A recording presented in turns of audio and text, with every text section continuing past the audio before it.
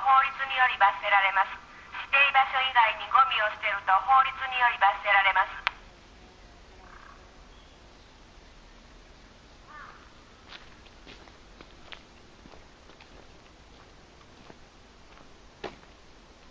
指定場所以外にゴミを捨てると法律により罰せられます。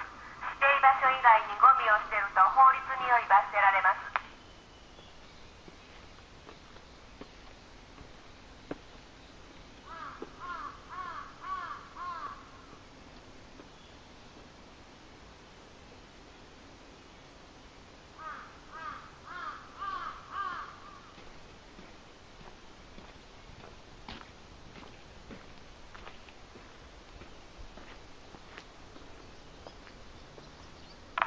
指定場所以外にゴミを捨てると法律により罰せられます。